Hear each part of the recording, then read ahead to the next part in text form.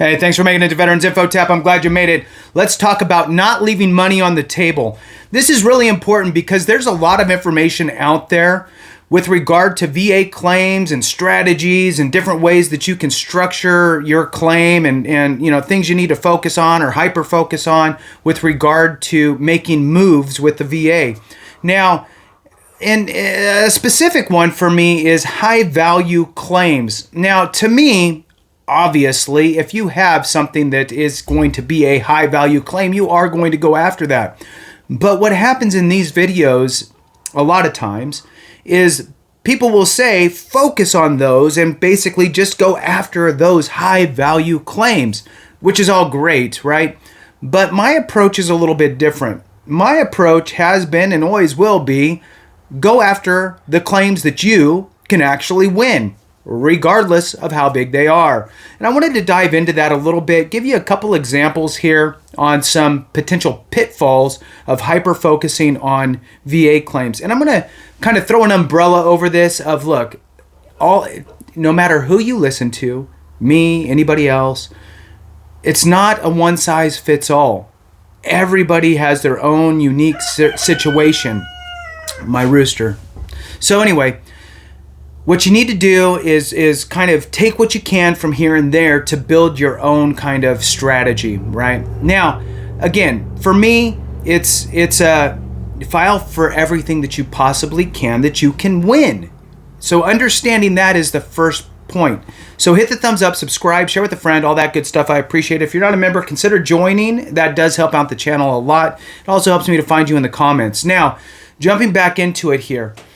When you're looking at filing a claim with the VA, I'm just going to give the fast, I know you've heard it before, I'm going to give a fast version for those that are maybe new to the channel. There's 3 things that you need to accomplish to get your claim service connected, right? Which is the goal. One of the goals is to get your service connection. So you have to have your time in service. That gives you a window of opportunity. Number 2, you need to have a diagnosed condition. That condition needs to be, chronic or have some sort of residual effects. It needs to be ongoing. So you need to have that diagnosis. That's number 2. Number 3 is what they call a nexus. That is the link between your condition and your time in service. What the VA is not looking for, show me that this was caused absolutely 100% by the military or during your service. That's not what they're looking for. Now obviously that would qualify, but that's not what they're looking for. What they're looking for is, show me that this condition started, manifested, or somehow is a result of your service. So it's more broad, right? It's not just one piece of pie. There's a lot more, right?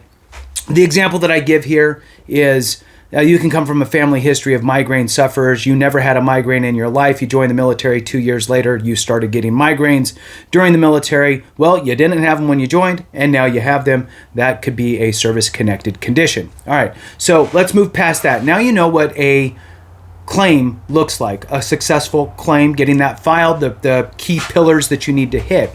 Now, when it comes to focusing in on high value claims, well, there's a couple different things here. One, you're going to hear people talking about specific conditions that have high ratings. Well, guess what? If you don't have that condition, who cares, right? But I'll give this to it. The idea is there. Go after ones that have higher ratings.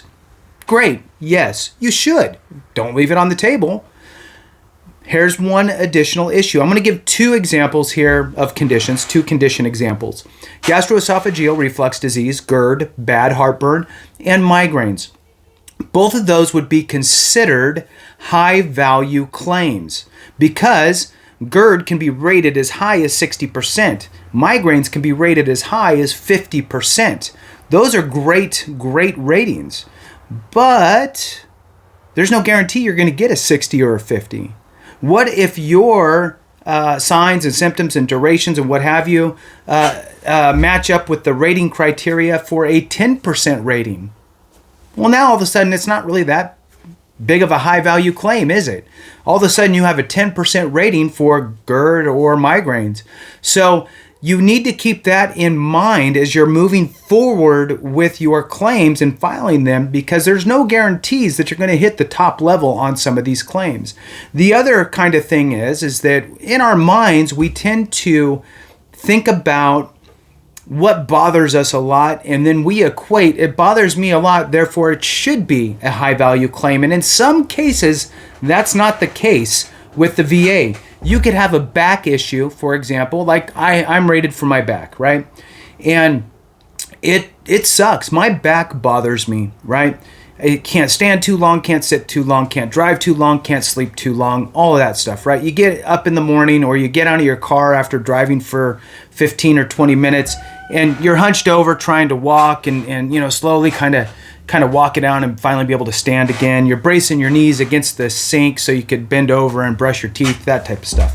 So you think this is life changing, right? This is not a good situation for me to be in with my back. Therefore, I'm probably going to get a high rating. And consequently, that's not the way that the VA works. They'll look at your range of motion. Unless you're pretty much bound, you're going to get a lower rating because it's just the way their rating schedule works. You're probably going to get a 10 or a 20% rating for your back. Now, it's important to understand that dynamic. Sometimes the things that we think are going to pay high don't, and sometimes the things that do pay high, we might not meet the maximum qualifications, right, for that. So it's important to put all that into perspective. Another one that has a really hard rating schedule, in my opinion, is hearing. You basically have to talk funny in order to have a hearing rating worth anything. Your hearing has to be pretty bad and require legitimate hearing aid assistance. So very important to understand how that stuff works, because if you just focused on the things that you thought paid high, or the things that pay high, but then you ended up getting a lower rating, meanwhile you had other conditions behind you that were 10s and 20s and maybe 30s that you could have filed for and should have filed for, you'd be in a much better position, and you would have not had this big gap in time of losing money. Because inevitably, now I'll throw this out there real quick. Obviously, there's certain situations where somebody's going to file 1 or 2 claims and bam, they're at 100%, right? I know people that have 100% PTSD, done, right? They have their 100%, they're moving on. So there are those situations. But for most people, it's multiple claims that are going to get you over that hump. The closer you get to the 100% in the VA world, the harder it is to get there, right? The percentages get harder and harder. So these smaller ratings are very important, and I'm going to give you a great example here. You could have because think about it, you're filing for service connection. So you have your service connected condition, and guess what? It's a 10% rating, and it's for your lower back that I talked about. Now, let's say that you weren't going to file for that because it wasn't a high value claim, but now you decided to file for that, and you get your 10%. That's great. Your back, now your 10% rating could leverage secondary conditions such as insomnia, right? So if you do not have a mental health rating already, so let's say you have no mental health rating, but you have a back condition. Wow, that was loud. He's on it. So let's say that you don't have any mental health condition. You file for your back keeps you up at night. You can't sleep through the night because you're tossing and turning because of back pain. Now you have the chance for insomnia as a secondary condition.